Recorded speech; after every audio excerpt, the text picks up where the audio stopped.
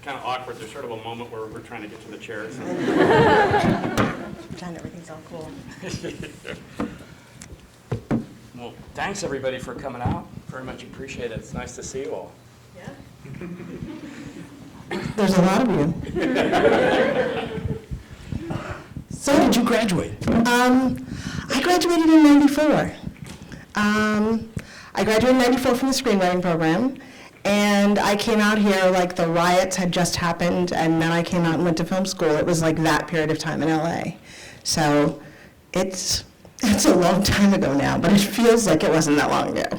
What about you? Well, I'll talk about a long time ago. I graduated in '82. Not that long. So out of the START program, I came originally out of the theater. I'd gone to Carnegie Mellon for my undergraduate degree and was a production design student and a director and a stage manager in New York. And came out here and didn't really write at all until I was in the START program. They made us take a course that we referred to as Writing for Dummies.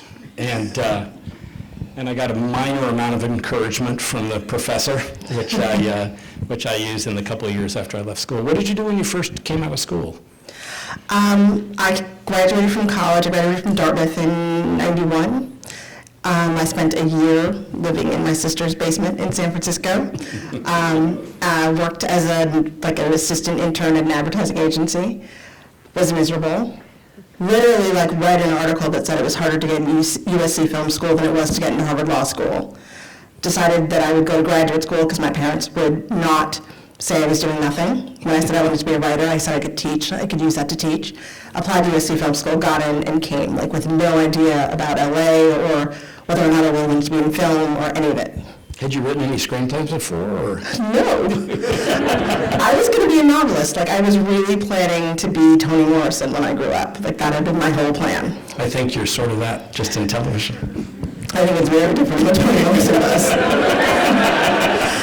Not even close. But it was my dream to have this whole weird amazing novelist existence, living in some garret somewhere. I don't know what I was thinking, but it did not turn out that way. Yeah, I thought I would end up as a producing director somewhere at a LORT theater. Regional theater was my ambition. And came out here to START program, not really knowing what it was. I was married at the time. I'm married again, but not to the first person I married. And she was an actress. It was exciting.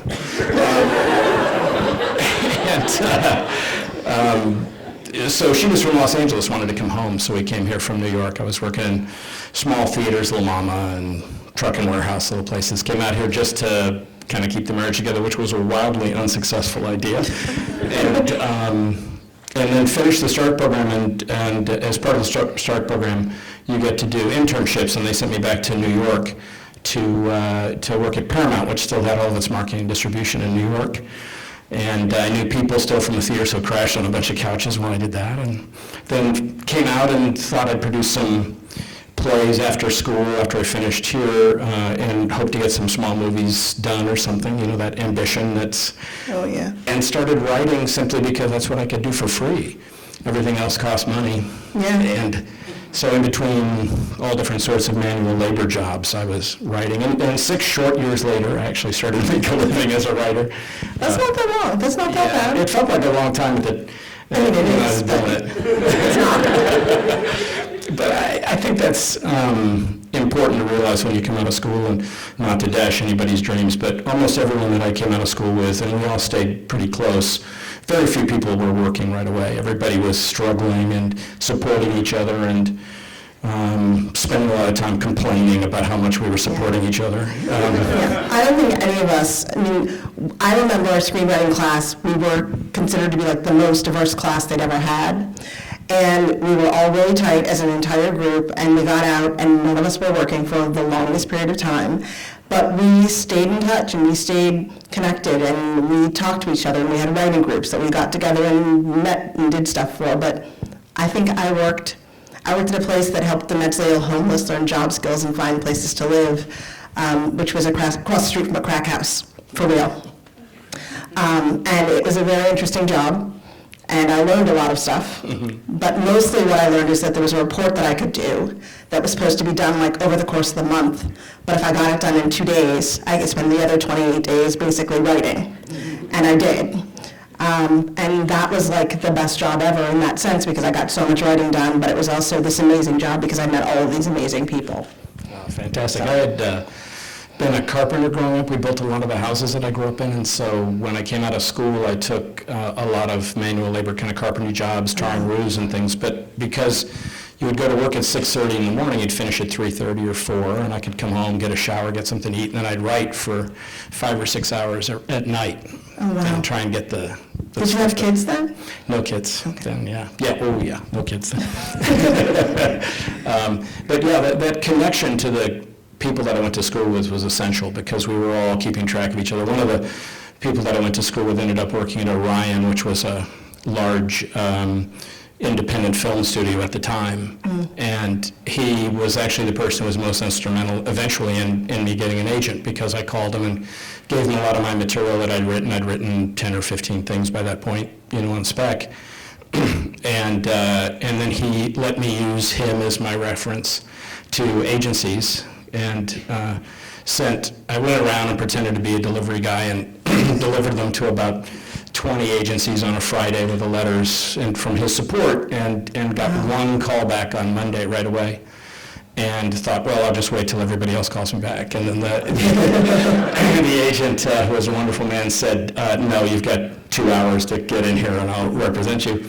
And I went and he represented me. Nobody else ever called me back, not from any of the other agencies. So, but that connection was, after all those years of actually running specs, was from school, which is how I actually, it's really important to stay in touch. Yeah, it is. One of the people I'm closest with, who I was closest with coming out of film school, he was actually in the Stark program, and he actually ended up producing Ava DuVernay's movie. My brain just went completely blank. The one that just came out, not about Central Park, but thank you. How do you forget that name?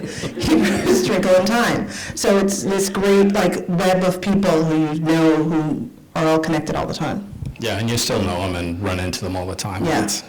And it keeps your spirits up, particularly after you first leave, to go see what everybody else is doing. Yeah, to know what's going on with everybody and that people are working.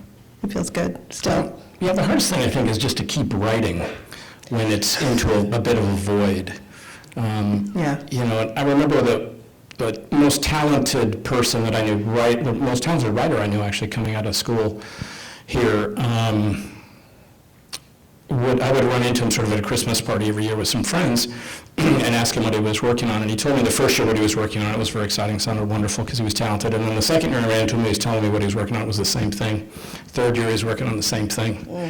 And he never really got off of that screenplay. It was that kind of having to work, having to do more things, having to learn, which is hard because it's self-motivating for a long time. There is that part where you have to force yourself to finish stuff, which to me was a giant hurdle somehow at the end of film school, not just I'm going to do a script, but I'm going to finish this and I'm going to finish that. I'm going to make myself do a lot of work, which was really hard to do when nobody's telling you you're good, or nobody's telling you that it's working, or nobody's reading your pages, or you're working all day and you're exhausted and you come home and that's all you have. But it's important to get that work done. I had gone to Carnegie Mellon, and Stephen Bochco had graduated from Carnegie Mellon, and so I had sent him a bunch of my stuff, and he hadn't responded, and then he got fired off of Hill Street Blues, which most people don't know, but he got fired off of Hill Street Blues at the end of the fourth year, and started to catch up on the pile of beggar scripts that people had pleaded with him to read, and he read it, and he called me in, and threw the script at me across the table and said, this falls apart like a cheap suit, but I think you might actually be a writer. Oh, wow. And then said to me something that I've never forgotten, which he said, so how much have you written? And I said, I've been writing. And he goes, no, if I stacked it up on the floor, would it be this high, or this high? And I said, down here. And he goes, well, when it's this high, call me again. Wow. And I think it's that thing of having to stay after the craft, because the struggle to get better, to further your craft constantly, the need to constantly write, no matter how much you've written, is the hardest thing. It's a muscle. I mean, I think it's a muscle. I feel like I finished a show, I finished Scandal, I took a break, and I took a break for a little bit too long, so that when I went back to sit down at the computer, felt like I was starting all over again, like all the muscles had atrophied, and I have to figure this out again. And every day is no fun. I love to write, but you have to get in that door and get to the creative place. Getting to that creative place is still taking a while. We were talking, because we're both writing at home today, and I had a... I mean, we live in the same neighborhood, Yeah, too. we were really close, that's right. So I had to write over the weekend because I'm on a deadline, and I just sucked all weekend long. It was just miserable, and I just said, why am I doing this? Why do I write? I don't have any talent. When am I got to stop? I'm torturing myself, and everybody who has to read it, it's just horrible. I got it in my own head, and then today I woke up and wrote, and I actually had a pretty good day, and then I'll read it later and say, well, this still sort of sucks, but it's better than it was on the weekend. It's a constant, it never gets particularly easy. It gets fun. Yeah, it's fun, but I don't think you ever feel like you've made it or like, I know what I'm doing. It's not that feeling. Every new project is a new project where you're thinking, this is the time everyone's going to figure out I don't know what I'm doing, and it's over. So it is a piece of work to do. Yeah, I turned into a piece to Showtime a week ago, and they haven't called me back yet about it. And I'm oh That's my not good. God, I'm done. I'm out of the business. I'm never going to do it. What was I thinking? Why did I show that to anybody? It is that If anybody from Showtime is here, just... pass him a note to say something nice, yeah. But, okay, so I moved from ABC to Netflix, which is very exciting and great and everything, but it's a completely different medium. It's a completely different group of people. It's a whole new world. And it is that thing of like, they all knew me, they all were nice. If I turned in something that wasn't 100% great, they still knew I could do stuff because, Grace, it was that thing. a big cushion, isn't It's it? not, yeah, that cushion's gone. Like, the Netflix guys are like, we made you some beautiful offices, we're waiting. And so there's a lot of pressure there. You want to do a good job. There are people standing out like on Melrose with sunglasses on, kind of waiting by the bus stop. I feel like that's what's happening. Like there are spies just like, when's something going to come in? I mean, they're great, but they are very patiently waiting. And checking in, they find nice ways to checking in without saying, are you done? It's like, hi, how are you? They never check in. Oh, that's the worst. Well, Because you know they're there, it's like... I know they're there, but I actually kind of love it. I mean, in a weird way, I love that they're gracious enough to not check in, but it also does. In your head, you're thinking they're all having conversations, they're all talking to one another, like they're not talking to me, so it must be worse. Yeah, it is bad.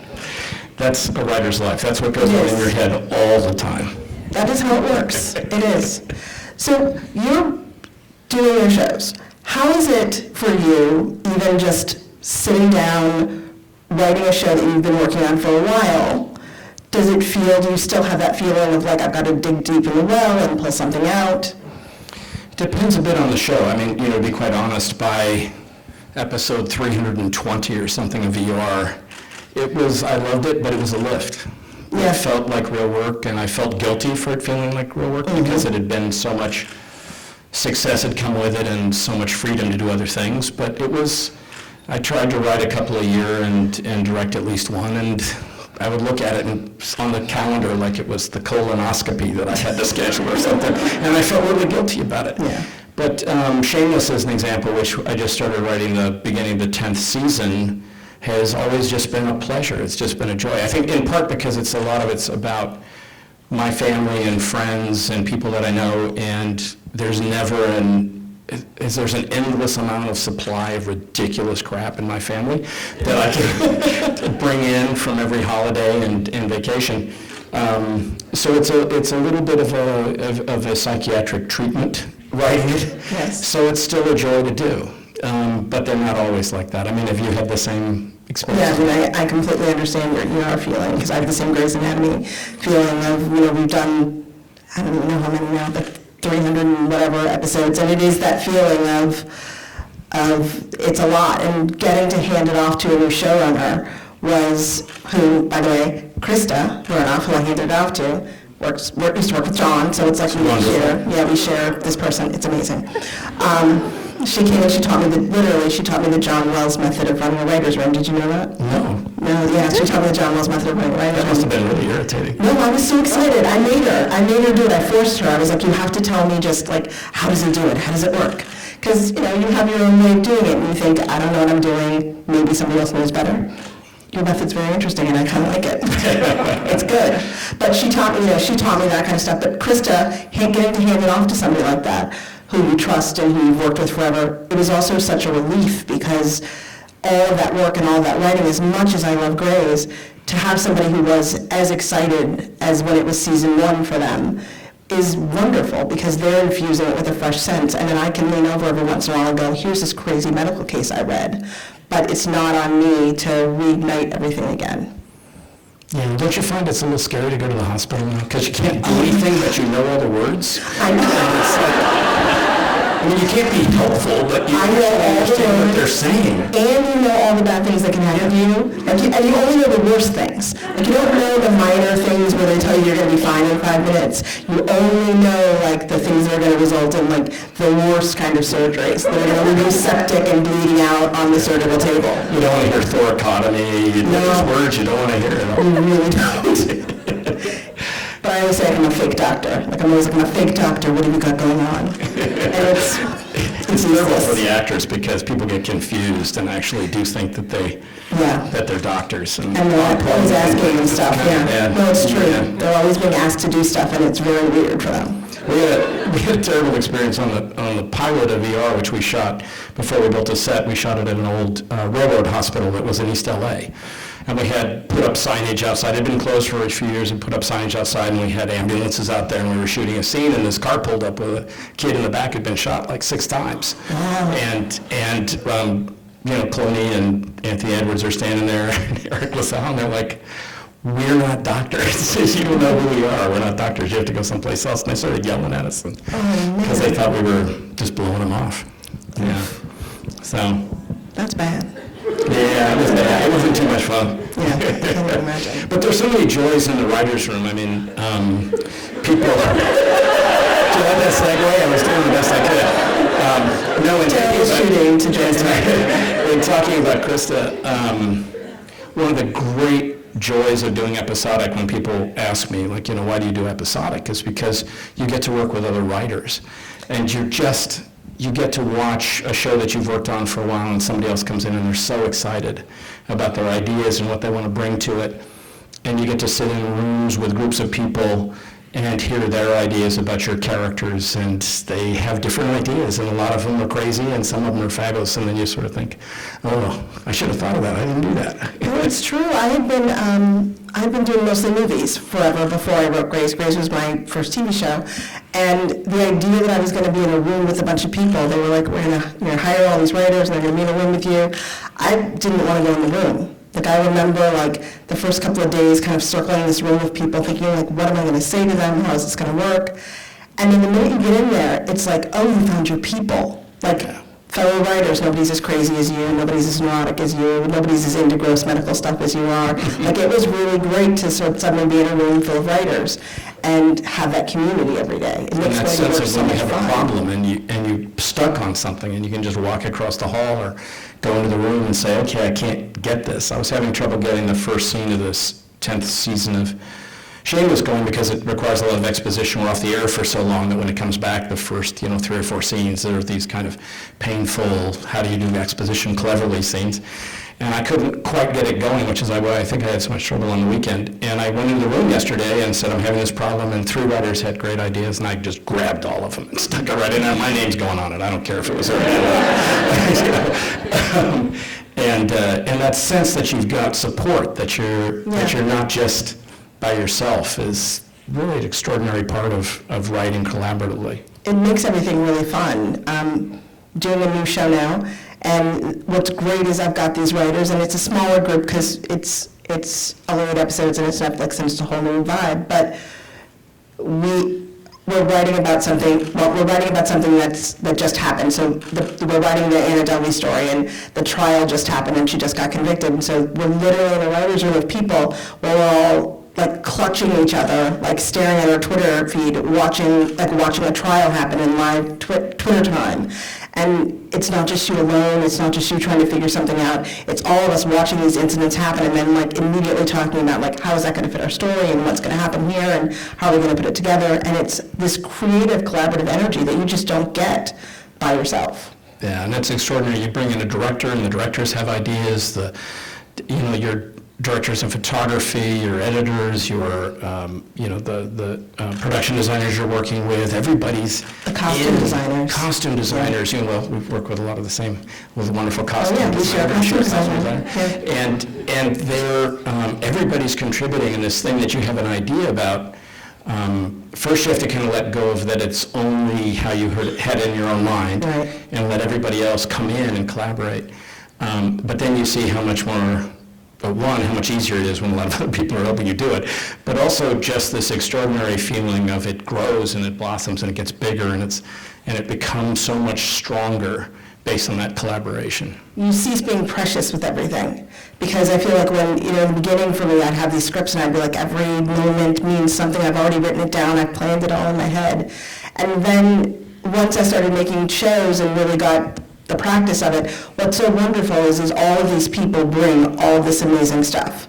Your costume designer brings something, your production designer brings something, the actors bring things that you never ever imagined, and it's what makes the process way more interesting, way more creative, and way more fun. And it's what makes it possible to write further episodes down in the future, because that sort of fuels the creativity to do something new. It gives you new ideas. One of the things that's a little tricky about what we do, and I'll include you in this, is that inevitably, I think for press reasons and for other reasons, one person becomes associated with the thing, Shonda, or in my case, me. And you have to sort of do it because it is a simpler story. It's a good story. It helps with the show, everything else. But I always have a desire to kind of tell everybody else's name because it really is a huge enterprise. I mean, these shows, the big hour-long shows that you're doing when you're doing it for a network, you'll have 115 to 125 employees, and 15 or 20 of them are central creative collaborators that you depend upon every day because the job is too big. You just can't do the job yourself. It's impossible. Yeah, I always think it's interesting, like on a pilot, everyone's like, oh, created by. I'm like, well, yeah, I mean, yes, I'll say that for the Writers Guild and everything, but the real creator of the show is all of these people together, coming together to collaborate to build this pilot with all of these amazing ideas. I mean, you are the architect of the script, which is great, but without all those other people, it's almost like a balloon without air. It's not inflated and there's no lift. And particularly for the long-running shows, which we may not see as many of them as time goes on with the changes in streaming and some of the ways that people are viewing. But in those long-running shows, the necessity to have all of these other ideas and energies that come into that process are, it's essential. You do run out of gas, no matter what you want. If it's only you, there's only so many of them that you can do. Kind of the worst moment for me usually on a show is somewhere in the first couple of years, 2 or 3 years, someone who I've hired, and sometimes it'll be a senior writer and sometimes it'll be a staff writer, will write a better episode than I've ever written. And there's this horrible moment of, I really hate them. And at the same time, I'm so thankful because there's somebody else picking up an oar, to keep this thing going. And so the temptation, I always have this horrible temptation that I'm going to pick it up and rewrite it. Just because, and then I've got to say, no, it's really good. And everybody around knows that it's good and they'll hate me if I rewrite it. There's something embarrassing about that. Because you do, I think it is that thing of you're like, this is so good, but if I just put my spin on it, and then you're like, your spin does not need to go on it. That is a thing you have to figure out. And it's hard. It is. We have egos. Themselves. Yeah. Do you binge watch things? Does John Wells binge watch things? I do, but my idea of binge watching is different. Like binge watch for me is I may watch something in a week. I'll kind of watch 10 or 15 episodes. That's not binge watching. But I just can't sit in a chair and watch, 10 hours of something, even when I'm sick. Really? Yeah, I really can't. Do you do it? Do you say? Oh, yeah. How long about the binge watch? My daughter can't understand it. She's like, let's just watch 4 more. I'm going, It's 11:30 at night. I can't watch 4 more. That's the best part. I've gotten to this place where I've now, and I feel embarrassed about it, I'm impatient when there's only one episode released. Like, I'm very upset about Barry. I'm in Barry season 2, and they're just doing one episode at a time, and I understand that that's how it has to be, but I do not like it. I think there's some shows that really lend themselves well to binge watching. And as a writer, what I love is knowing if you're going to write something that's going to get binge watched. And it's been a little bit of a difficulty on Shameless, moving from Showtime to being very successful on Netflix, is that you do write differently when you know the audience isn't going to be back for a week. You do have to kind of you try to do it cleverly, but you're trying to kind of restart the engine again a week later. And sometimes when I've gone back and watched, 10 or 12 Shamelesses over a couple of days, I feel that restart when you watch them right next to each other. So are you finding that and you're kind of thinking about what you're doing at Netflix, like a little bit of a different way that you're actually writing? I am now. I really wasn't. Now I really know that's going to be added to my list of things in my head. Sorry about that. No, I had a whole thing where I was like, it's the same, people binge watch the shows that I already made on Netflix, it's fine, and now I do think that that's a problem. Yeah, it's interesting. One of the things that I regret about streaming, and it makes me feel a little old-fashioned, is because there are so many shows, a certain amount of the quality of, the cliche of the water cooler, that kind of Friday morning thing when there was a community of everybody watching Grey's or watching ER or West Wing, and you knew that, at the height of ER, we had 35, 40 million viewers, so you knew the next morning that what you did was actually a topic of conversation with a lot of people at the office and things. And I think and I miss that sort of sense of it's tougher to kind of feel exactly where the zeitgeist is in the streaming stuff. Right, where it's going to fall. Like we all know about Stranger Things, but it's an interesting world. Like, I wonder how that's going to feel. I don't know yet. Because I do think there's something about that Friday morning or watching the live tweets or all that stuff that feels like something from network television. But I also am excited about the fact that for once, no one's going to talk to me about ratings or try to talk to me about ratings, because I've never paid attention to ratings. And so to have people call and say, we're going to talk to you about whatever, or testing, or any of that stuff, is kind of exciting to not have to worry about any of that. Feels good. Yeah. So are you changing the way in which you're kind of planning what you're writing then at all for what you're doing for Netflix, or? In the sense of, for instance, Scandal was a show that we wrote we would write an episode, I would go down to the stage and literally watch what the actors did, and then I would go back up to the writer's room and I'd go, okay, so obviously these two characters are attracted to one another, and I would get it from their performance, because that was how it worked. It was this very weird collaboration of, we'd write words, they would do stuff, and they would add stuff to it, and then I'd come back to the room and say, that means this, and then we'd keep writing.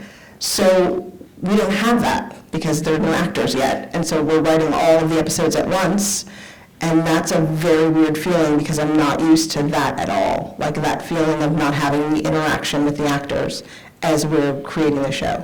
I think that's my worry about doing shows in which you kind of are writing them completely in advance, cross-boarding them, shooting them, as if it's a big mini-series, so you may be shooting things from the end, kind of near the beginning of the shooting schedule and all that, is that the one thing that I am concerned about is that we do discover so many things in episodic television, particularly between the performers. Yeah. And you think that there's going to be a certain kind of chemistry, and then you see something else happening, and I worry that you don't get a chance to grab that little bit of magic because you're already committed to something else.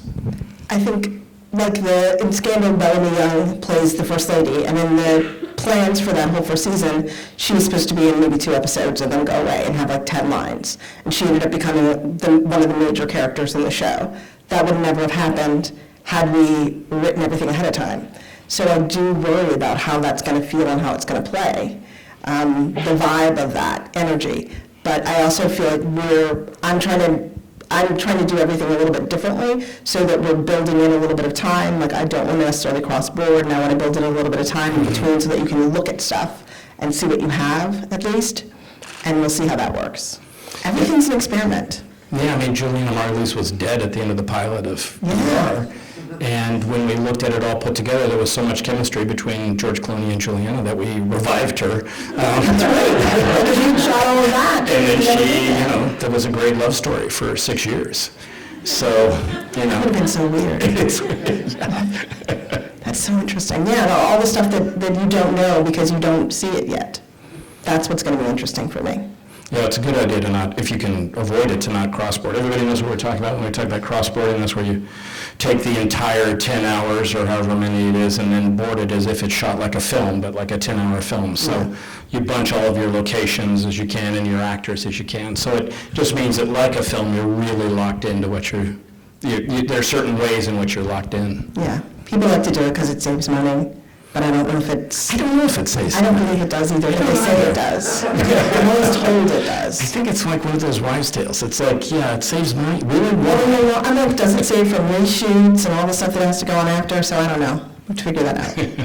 How many, I know you've got a very large and exciting slate of things that you're working on for Netflix. And so how many are you working on at one time? I mean, how do you split your energies? Well, the projects we're producing, Shonda and the company is producing, and with other writers, and that's really exciting, and getting to read their scripts and give them notes and be supportive. We have, I want to say, like 6 of those going right now. And then there's something I'm co-writing, which is a little bit easier because I'm co-writing it. It's new for me. The show I'm writing right now currently, which is on deadline and we're trying to get going. And then I have just the things that I know I'm going to be writing in the future because I'm writing this show are far more interesting to me right now because I'm procrastinating. So I have like that running tally of notes that I keep taking on those shows to keep myself from writing them. And so do you jump from writer's room to writer's room when you do that? Or I mean, for me, I find like I can have a series of things that are coming up, but I sort of have to just do one thing when I'm doing it, or else when I'm jumping too much, I lose threads of what I'm trying to... When I was doing more than one show at once, when I was running more than one show at once, I definitely had to, I would be like, this is a Grey's Day, or this is a Scandal Day, or this is a Private Practice Day. It was definitely that kind of thing. But I got really well versed in switching on the day, like just waking up and being like, your brain needs to be on Grace today, and that's where it needs to be. And like, it was almost like my brain would like clean of Scandal for that day, and the next day I'd be like, this is a Scandal Day, and that's all I can think about. Now, it's just whatever's going on. It's a much more relaxed pace as well, too. People keep thinking that it's so much busier, but there's a more relaxed pace to this whole world of streaming, mainly because, I was making 72 hours of television, and now I'm making 8. Like, it's really good. Yeah, this is like a vacation. It's crazy. So to me, even though I'm really busy, I don't feel busy at all. I remember that feeling. We came off of doing 66 a year for like 7 years, and it was just like, when I finished, How many were you doing at once? How many shows were you doing at once for a while? For 6 years, we were doing 3 22s, and then there would usually be one other show and a movie or two that we were producing at the time. Yeah. Well, it's so exciting when it first happens, right? Yes. I mean, and you've been waiting for so long for someone to invite you to the party, and then you're there, and you kind of feel like at least I felt like I couldn't turn down any invitations for a while. And then you realize there's only so much you can do. And I had little children at the time, you have children, and you do start to look around and say, I'm missing a lot. Yeah. Yeah. But it's a scheduling thing where for me, I really have to, I would kind of do it in 2 or 3 day chunks where I kind of do one show and then I can kind of turn my attention to something else. Or I get if you have a really good day, how much do you feel like you can write? Like if you really get going? I've written this a really good day, I've written a script in a day if I've really had to. And I knew what I was doing and it was already planned. Like I can write a television script in a day. I can enjoyably, good day, 15 pages, 20 pages. Yeah, that's about what I can get to. Yeah. Then my hands start to hurt. And I start to get a little, I don't know, I get a little swirly and weird. Yeah, it gets weird. Yeah, you're in the world too long and you come out and... I also say all my dialogue out loud while I'm typing it, which I don't think I knew I was doing for a really long time. So it's very strange outside my office for my assistants and everything. So, yeah, I try not to do, I like to write at home more than I like to write at the office. Yeah, I've started to actually have to kind of write at home, because otherwise people are in the office too much. And Getting stuff done is hard. yeah. So when you first started on Grays, what kind of hours did you find that you were actually working those first years? When I started at Grays, I think I had a 2.5 or 3-year-old, and I feel like I was working 20 hours a day. That horrible, every script had to be rewritten, it was your voice, and you didn't know if anybody else was getting your voice. You didn't have enough help. You know, you'd found a couple of writers, but you didn't have enough help to help you write things. And you know, there was a ton of writing on it, and I had never done television before, so I was learning how to do television by doing this show. So I wanted to do a good job, I wanted the scripts to be good, and I was painfully aware of being like a black woman with a network show that they were allowing me to run, and what would happen if I screwed up. So I was working 20 hours a day, and it was brutal. So it felt precarious from the beginning, at the beginning? It felt like a lot of responsibility at the beginning. I just knew that I wanted to get that show on the air, and I knew that I loved it, and I wanted to get it on the air, and I wanted it to work. And I feel like I kept meeting people, lovely people, who would say, like, you know what this means, right? And I'm like, no, I don't know. It was a lot, but I really, I took it to heart. And I also just knew, just for myself personally, it was my shot. You don't get a shot like that very often. When you get one, you take it. And you did it really well, so Thank God. It worked out. Yeah, it worked out. I mentioned to you earlier, I just think it's extraordinary, the weight of it, but also sort of the wonderfulness of your having had the success and the message that it sends to everybody who didn't know, I think, that it was possible, which is an extraordinary thing for the industry and, and for you just as a writer and for all of us who get to watch your work, so. Oh, that's so nice of him. That's so nice. I feel like what's interesting is that you were doing a ton of interesting stuff on television and making all of these strides in like what we were seeing on television well before a lot of people. And it feels like that has been, and giving people opportunities behind the screen, which I don't know if you guys know that, but like there's been so much that you've done. And it's not an easy thing to do in this industry because, especially in a world in which it's easier to not do it, to do it is to really take a stand. I came out of the theater and I worked with lots of people. I worked with lots of women. I worked with lots of people of color. Everybody was just talented. And if you were talented, I wanted to work with you. And, so that was really it. I never made any kind of altruistic decisions. I only made decisions based on finding the best people that I could work with and working with them. And at the time when we were, showing, images like on ER of, African-American surgeons who had full lives, it seemed like it was a new and revolutionary thing, but the reality is that for what we do in the country that we live in, our success is completely based on showing what the world looks like around us. So we're not doing something that's, I'm not doing something that's altruistic, I'm doing something to succeed, and I don't think you can succeed in popular, broad-based entertainment without showing the world that we actually live in and giving all these different voices, because that's who we are. Yes. Even if there are parts of this country that want to pretend that that's not who we are anymore. The reality is that is who we are, and when you look out like at the faces here, that's what this country looks like. Right. And that's what we should be seeing, yeah. Yeah. So, I was always just doing it because I thought it would help me succeed. So we have, it's 8:30, so we can start lining up students if you guys want to ask a question. I usually see this kind of at city council meetings and people start yelling about something, so be kind. Yeah. Hi, this is for Mr. Wells. There's an ER episode, Ambush, the live episode, and I was just wondering if you had to approach that episode differently from the writer's room versus any other episode that you produce? Which episode was it? I'm sorry. It's the live episode, Ambush, season 4 No. premiere. You know, one of the problems when you've done 334 episodes or something is that a lot of people are much more versed on what the episodes were than you actually were. I mean, I kind of have a thing in my head where I sort of have to have kind of a dump on all the episodes because you got so much. I remember the live episode in detail. So the challenges to it, and this is something that we all deal with, is that there is particularly on a medical show or it was true on West Wing as well, we're on these sets, and they start to function a little bit like submarines. So people are there, it's the same people all the time.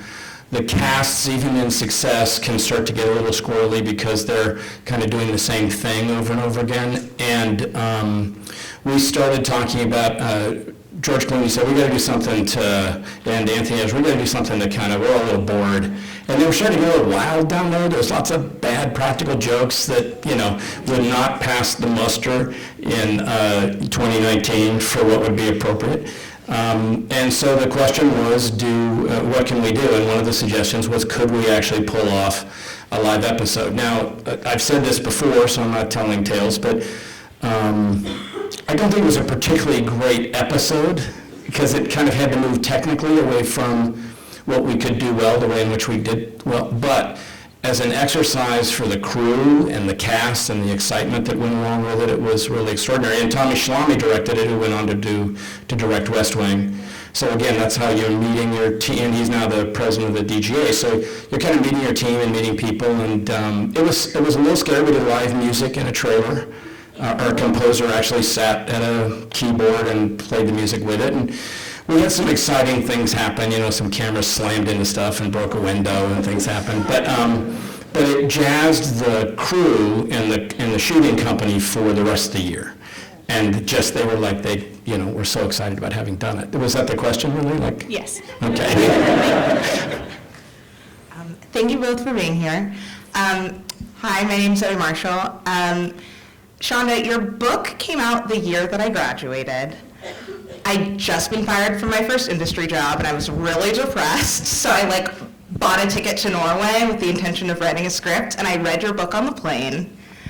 I came back, I got another industry job, and from reading your book, I quit my job, I wrote 4 pilots, and I am now in my 2nd season of being on staff. So thank you for that. That's amazing. Good for you. Thank you. That being said,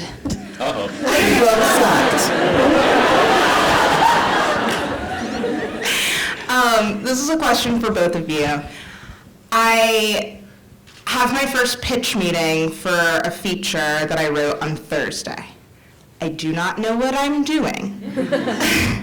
Do either of you just have advice that you would give, just something that I should keep in my mind going into this meeting? Because features are also really important to me, and both of you have done both, and I would just love to know what I should do.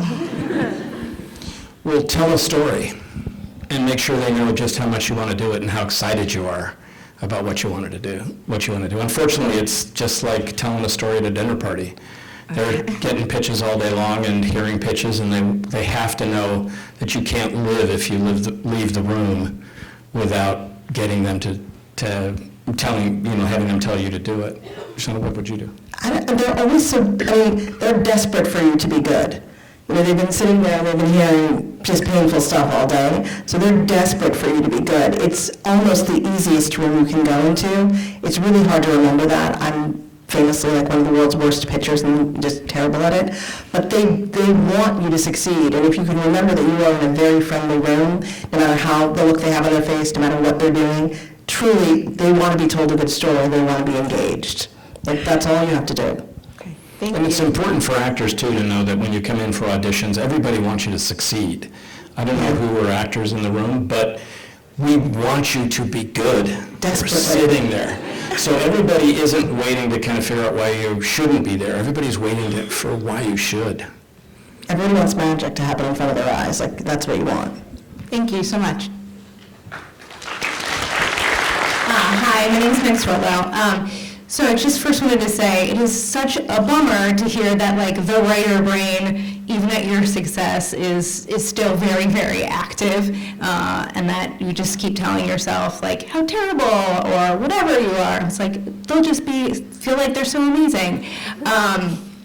So I wanted to know, how is it that you're obviously very wildly successful people, but there's been rejection, there's been setbacks. And like for me, it's like one day I get on this list, and then another day a manager's emailing me like compliments on a script that is not my script, a script I didn't write. Like, I was like, oh, thank you, didn't write that, it was a half-hour comedy. And so I just love to know, what is it that you tell yourself? How do you get through those rejections?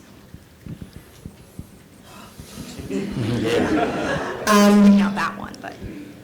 I think the thing that's important really is this, for me, was this belief, no matter what, that I was a writer. You know, no matter what anybody else was saying to me, no matter what anybody else thinks is possible about you, you're the only person who can decide sort of who you're going to be and what you're going to do. So for me, it was about continuing to write and sticking to the sort of a commitment to get better at all times. And I think that's why we have writer brain. That's why we think we're terrible. I think I'd be worried about us if we thought we were amazing. I think that would probably make us pretty bad writers at some point, because once you get comfortable, it's over. So I think that just the commitment to continue to get better. Other people's rejections just mean they haven't recognized how great you are yet. I think for me too, it's one of the reasons I love writing. It's the only thing I've ever found that I never thought I'd get good enough at. Do you know, that I can always be better. I can always do it better. There's always something that's just a little bit past what I actually do that even when I feel great about a script, I'll be like, it didn't quite reach that thing. And that's striving for it, the constant, I just have to write. I can't not write. And then in some way, it doesn't matter what anybody else thinks. And there's lots of rejections. One of my favorite stories is I had a script, I went in to talk to a guy about it, and he said, I just think better when I have my shoes off and I'm laying down. And he laid down and then he fell asleep while we were talking about it. And this was a major studio, and I kind of waited for a while for him to wake up. I didn't really know what to do, and then I finally kind of went out to the assistant and said, I think he probably doesn't like it because he fell asleep. This stuff happens. People are going to call you and tell you, I just want to tell you, I read your script and I hate it. And that'll happen. And that's just part of it. You've got to believe in yourself and just feel like you've got to do it. Thank you. Hi, I'm sorry. Thank you so much for being here. Ms. Rhimes, you've been my idol for the last 10 years, so it is very, I'm sorry. The fact that I get to talk to you is, I'm sorry.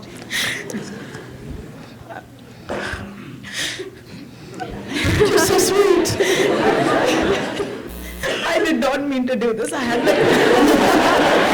like a whole thing in my head, and I was super confident. And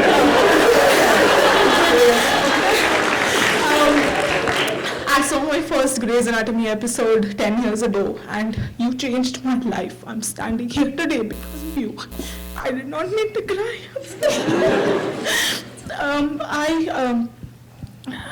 Sorry, yeah.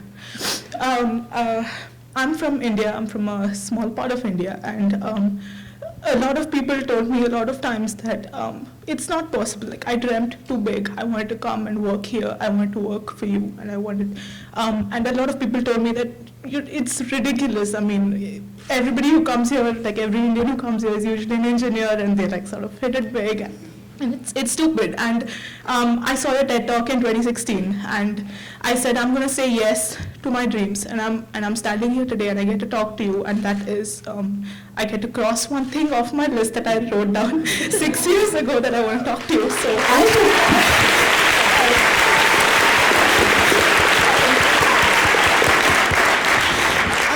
that being said,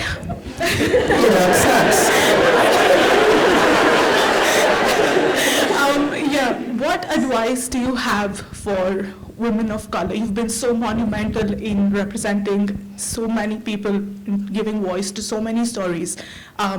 What advice do you have for for women of color, content creators who are stepping out into the industry right now, be it here, be it across the globe, anything?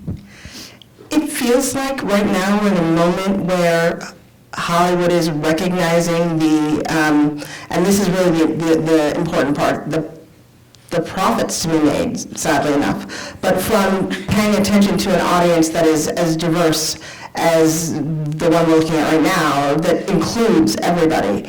And there's a market right now for the stories that are being told that aren't just the usual stories by the usual people. People are looking. People are excited by that, which, I mean, that didn't even exist when I started. So I think that this is huge. You know, like there's a huge opportunity right now to be taken care of, and people want individual stories. So my advice is to really, and this is very key, don't try to be like anybody else.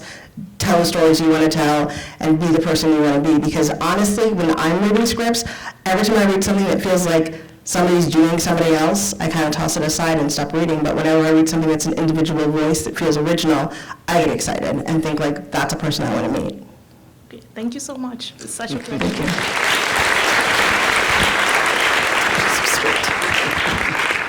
It's very hard to follow because it's so touching. I won't give you a monologue. I was wondering for both of you guys, what was the biggest sacrifice you made for your career, and would you do it again?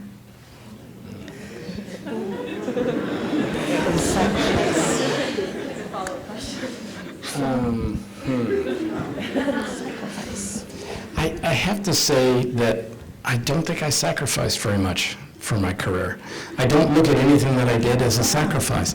You know, I spent 6 years, as I said, you know, doing a lot of manual labor and things, and I built a lot of houses in Beverly Hills that have bits of dialogue written on the inside of the walls for specs that I was doing, because when you're working manual labor, your mind's going all the time, so I write things down. And you know, there were a lot of really lean times, you know, where went to the ATM and there wasn't enough to get $20 and things like that. I mean, but man, I got to write, you know, and tell stories and work with people that I love all the time and see them over and over again. And so I really don't look at any of it as a sacrifice. It's a little hard right when you're in the period when you're moving from your education into actually your first steps into the industry, and that feels tough. But for me, it's all been, you know, worth it. Yeah, I think I agree with you, because I was sitting there thinking sacrifice, and then you said going to the ATM and not having $20. And I remember literally, like back when CDs were a thing, I would sell them to buy gas for my car, which would die every 3 blocks, and then I would wait for it to cool down, and then I would start it again and then drive.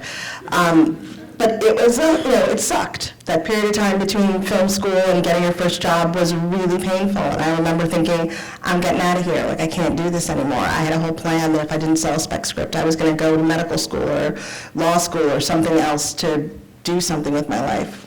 But now I look back on that time, and of course it's charming now, but now I look back on that time and think, I don't think of it as a sacrifice as much as I feel like it was a hard period of time, and I'm really glad I worked my way through it, because I have a different appreciation for where I am now.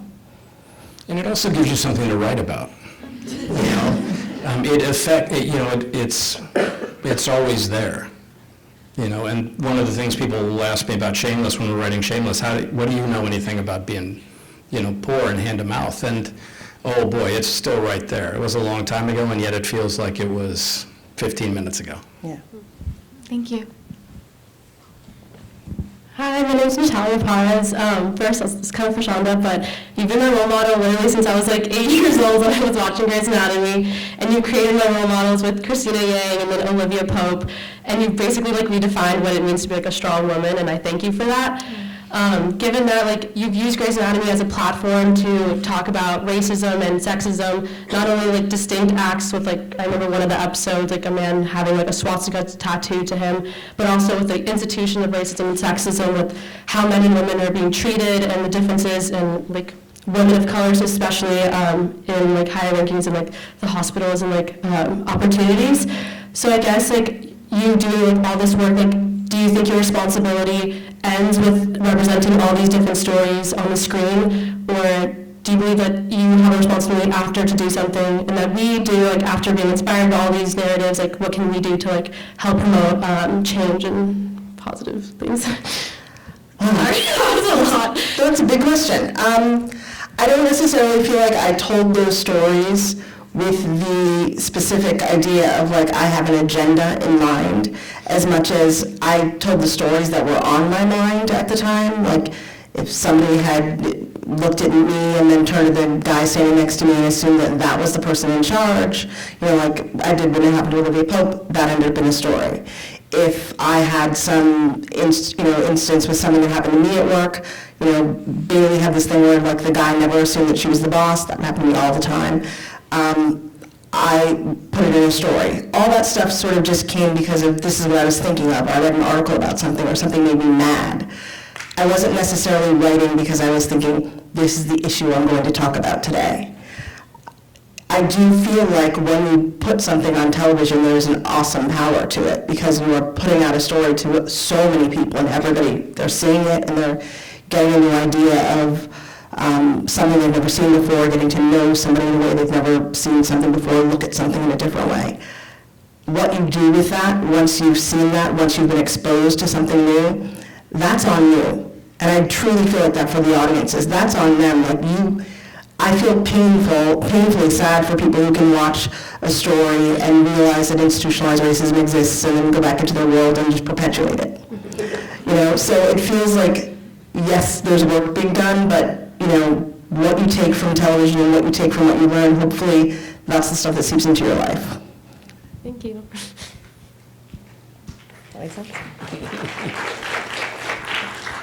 Hi, I'm Brianna. This question is for both of you. With the changing landscapes between the WGA and the agencies, and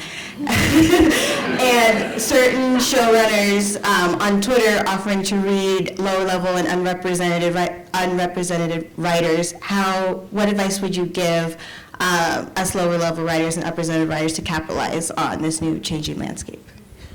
Well, I think when you're starting out in your career, you want to take advantage of every opportunity that you possibly have. I think I probably distributed 200 or 300 copies of my scripts over 4 or 5 years to people, just constant.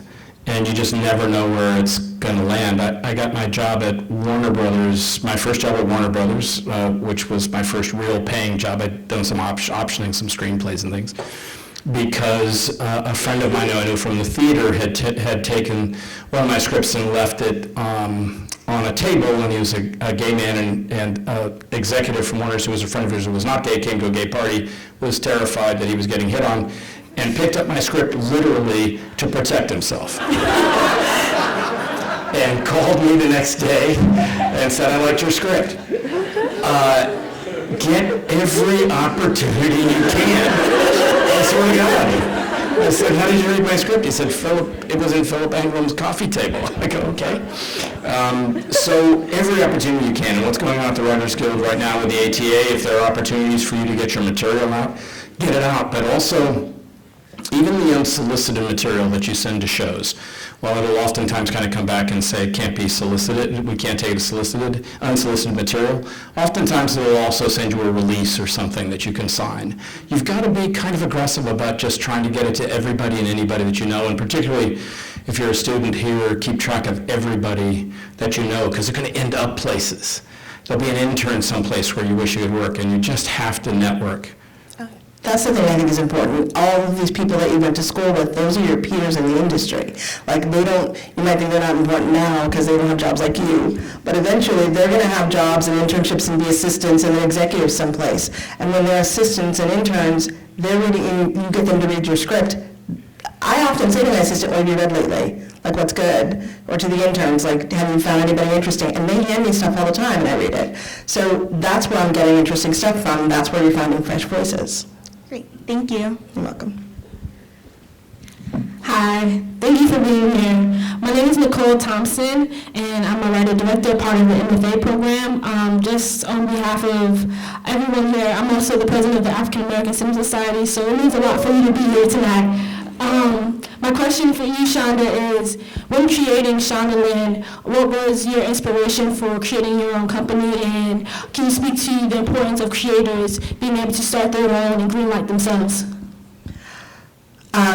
I think owning your ownership of your material is probably the most important thing, and I think that that's something that everybody should be thinking about working towards as we look at this, the way the industry is set up in general, and finding some way to have some stake in ownership is key.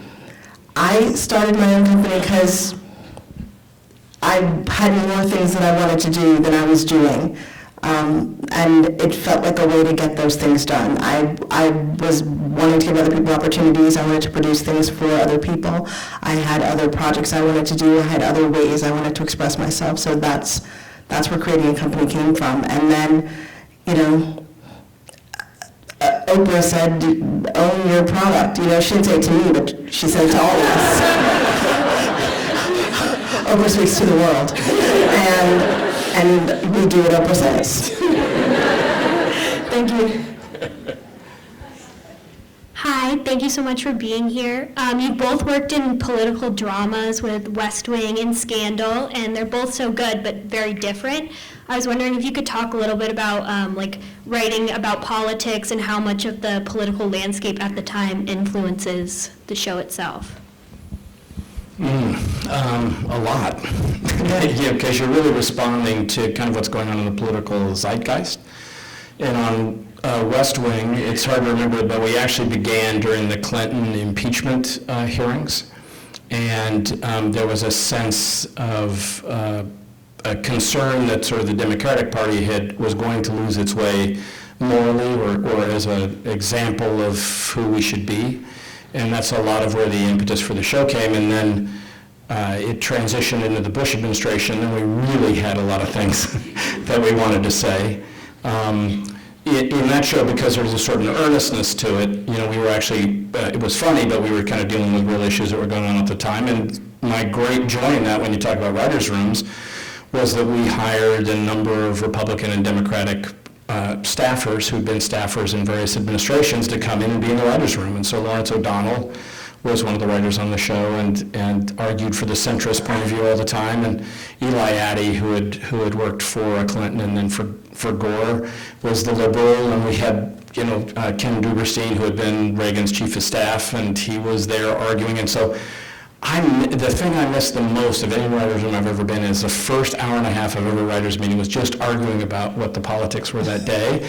And then it impacted a lot of the stories that we're telling because there were just things. So all the shows that I've been involved with, we tried to get a lot of people in who actually have done what it is they're doing. I know you've done a lot of that as well. And that's really exciting to be kind of part of that. And then people argued with you. I mean, on West Wing, I used to get a regular letter or phone call from Ted Stevens, who was a Republican senator from Alaska, who would call me on Thursday morning or write me a letter to argue with me about whatever we said the night before. So, you know, it's just sort of exciting to be kind of part of all that and trying to say something about who we can be as a nation, who we should be as a nation, what we should be looking for in leadership.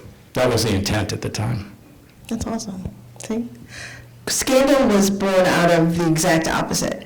I always feel like there's an ability to tell a ghost story when the lights are on. Nobody wants to hear a ghost story when you're all sitting in darkness. And you guys had sort of a darker period of time, and you were telling very uplifting, amazing stories that made people feel hopeful. We had the Obama presidency, and everything felt really positive and great, and like things were really good. So, and that was good, wasn't it? Yeah, so good. So I was telling stories about Washington being filled with metaphorical monsters and really enjoying myself. And didn't get a lot of pushback. People really enjoyed it. I would hear from like Bob Woodward and all these other people. It was great until Trump came along, and suddenly I wasn't making anything up. It was really strange. Suddenly we weren't making anything up. Suddenly we were making fun of somebody as far as they were concerned, even though we would write something and then it would happen. Things that you never thought could happen, Things that then happened. America's spying on itself through its cell phones. We made that up, and then it happened. Like, America could, like, fix its voting machines. We made that up, and then it happened. Like, it was just a lot of stuff like that. And so then we started to get it started to get painful and kind of in trouble, so it was harder. Thank you. Hi, I wanted to ask, I grew up watching both of your shows, and they've been a really big inspiration for me, and I wanted to ask, what are your inspirations as far as films or television shows? This is gonna sound really dirty because he's sitting right here, but I watched like every episode of West Wing like 1,000 times. I can quote them all from beginning to end. I'm not joking. From beginning to end in a way that's like insane. And I feel like that's part of how I learned how to write television. For me, it was like a big deal. I loved that show. I was obsessed with it. So, that was one. And there are other shows. I mean, you find other shows, but for truly like, for me, it's the Western. I have all the scripts. Like, it's a little nerdy.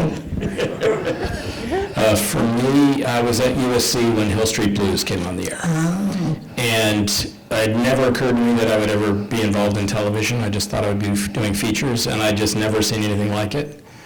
And, you know, I'd gone to Carnegie Mellon as an undergraduate, and a lot of the people who were involved in at Carnegie Mellon, and I thought, wow, you can actually do that?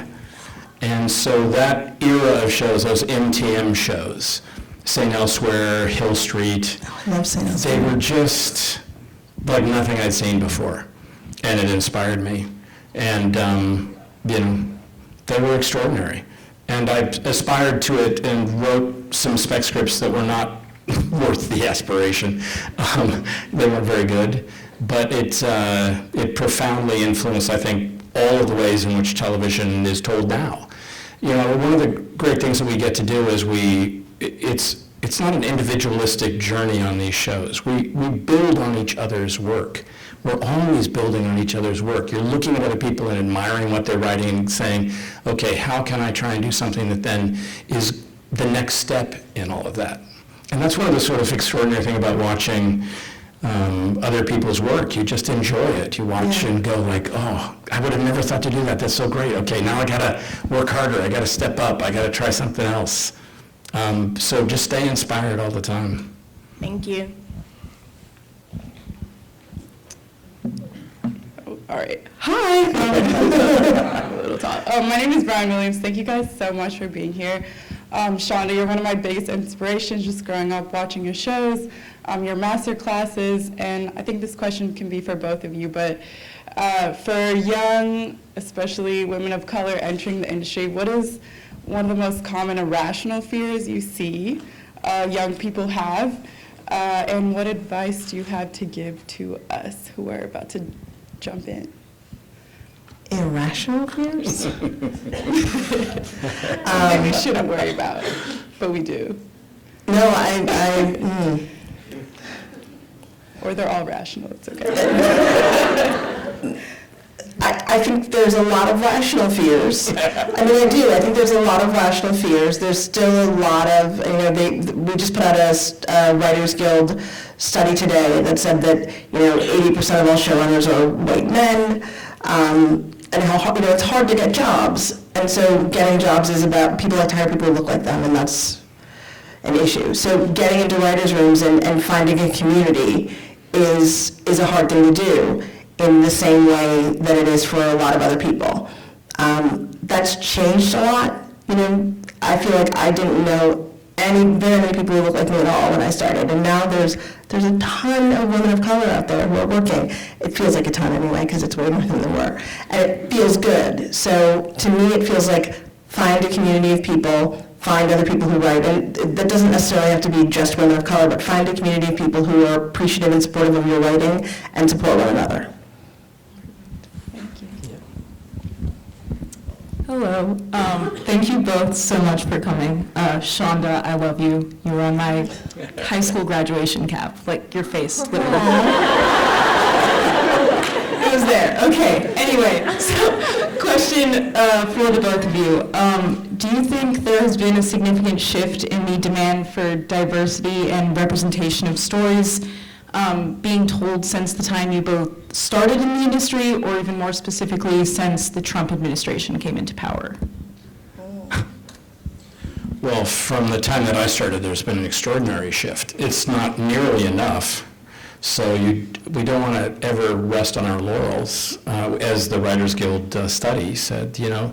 That said, there was nobody.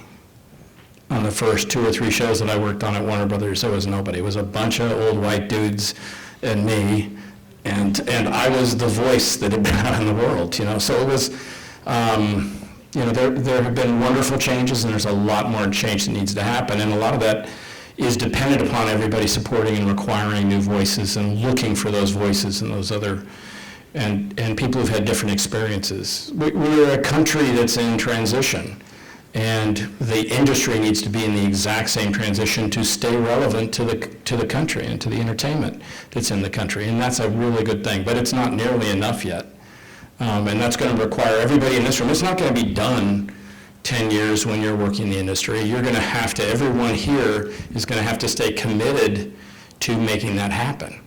Hiring other people, supporting other people, not thinking that someone who looks like you or seems like you, who isn't a white male, is competition, but is actually someone else that you can, join hands with and support each other and pull more people up. We need every voice we can possibly get in our body politic and in our entertainment. Yeah, I agree. And the Trump thing is interesting. Since Trump came into office, I have heard more times than I'd like to. I've heard a network executive or so say that they need to tell more stories about white middle America. Like white middle America has been neglected. Or that middle-aged white men don't have enough stories told. I've heard this a lot, and I find this amazing because television was made for middle-aged white men and by middle-aged white men. So, and I mean, truly, that's the point of it. So I found it really surprising that there was a sudden, fear shift. And I do think that the wind shifts with people's fears. They think, oh my God, we lost the selection, it means this, we must do this. And that'll shift again. It all shifts again. When there's always a course correction of people's panic. Somebody gets an idea and thinks this will solve everything. And then they realize that that's not going to solve everything. And then they move back to just getting good material and making good shows. Thank you both so much. Hi there, I'm Jackie. I feel so honored to be here with you today. Thank you for coming. I love hearing about both of your journeys, and I'm a huge fan of your work, both of you. John, speaking of binge watching, I recently binge watched 6 seasons of Shameless in a week. I skipped school for it. I even did an internship. Don't know if I want to be responsible for that. I'm so fascinated about all the unique characters that are on the show and all of their inner lives, and I was just wondering from both of you, how do you create these characters, and are they inspired by people you know, or, do you just... Well, Shameless in particular is inspired by a whole bunch of people that the writing staff knows, me and others, and different characters have taken on the qualities of different family members that we have. So that one's very personal. Sometimes the shows are like that and sometimes not. Oftentimes there are big parts of a character that come up. But a lot of our writers' meetings on every show begin with telling stories about yourself and about your families. And what, as you said, just like what happened to me yesterday. You're not going to believe what happened to me yesterday. And how is that thing that caught your attention, how is that a story and how is that important? How is it valid to what's going on in the country?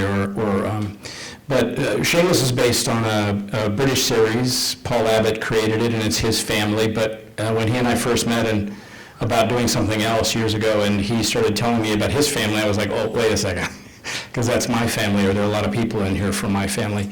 So I take regular trips back to Colorado and collect useful information for the next season. But you have to be a little careful about it, because a lot of the things that we have fun with on the show exaggerate and enjoy our people's lives, and they're going through some tragic situations, things. So you're always trying to kind of balance that out. But yeah, I have a lot of family on both sides, my wife's family and my family, that I would just say that we're complicated. Thank you. Yeah, so, we definitely base things on people. But I don't tell them about it. I'm always surprised by how little they recognize themselves. Nobody recognizes themselves. It's amazing. I wrote a scene that was literally my complete recollection of the worst fight I ever had with my mother on ER. And she called me the next day and was just talking about something else. She said, oh, that woman last night, what a horrible woman. think it was pretty verbatim, Mom, but I never told her it was her. No, you can't. So we're going to take one last question, but before we do that, I just want to remind you, we're going to take a group photo, one group photo, so we're not going to have time for individual photos at the end. So once we conclude the Q&A, just give me a second to kind of explain how we're going to take the photo, and then we'll get going. Hi, thank you so much for being here. I'm from Mumbai. I told my mom I came to get a degree in cognitive science, but actually I really wanted to come to LA so I could someday play a small role in Grey's Anatomy. So if you're ever looking for a 20-year-old Indian girl to play a picture, I think my name is Rishi Saxena. You can find me on the USA directory. But, okay, my question was, both of you did medical drama, so was there a specific intent behind creating a medical drama in that there's a way that medical dramas allow you to tell stories that other dramas don't, and is there any on-screen character that both of you identify with most?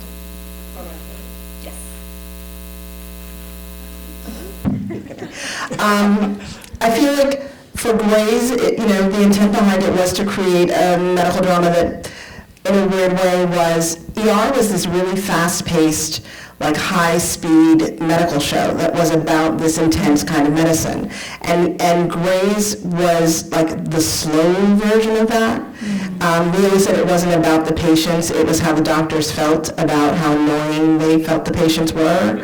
And so I really wanted to capture what it was like to be a doctor who's learning how to do your job, and on the worst day you might kill somebody. Like that panic and pain all the time.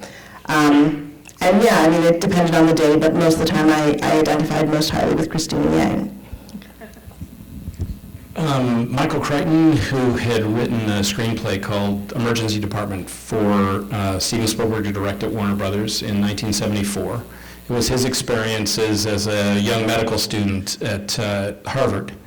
And he had gone to Boston General for his medical students' rotations. And they showed it to me from CA and like 20 years later or something and said, do you think this could be a series? And I said, yeah, it's great, it's interesting. I had worked at a hospital as a teenager in Denver where I grew up. And I said, So yeah. did I. Did you? Yeah, Oh, excellent. excellent.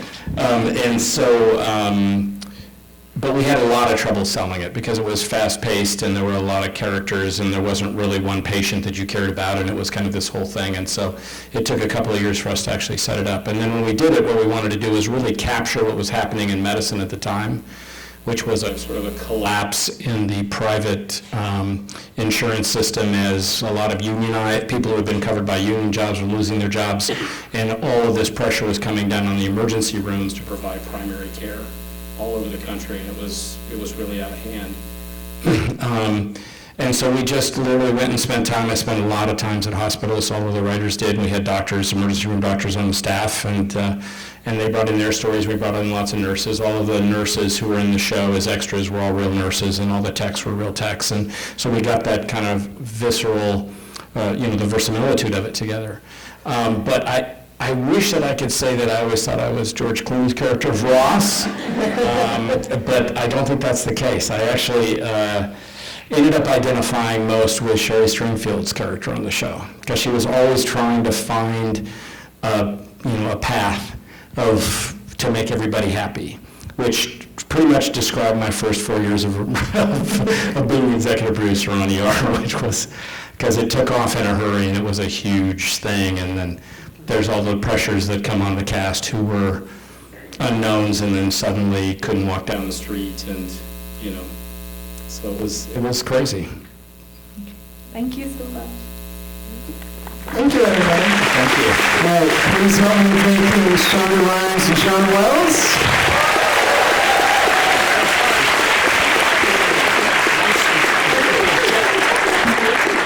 And everyone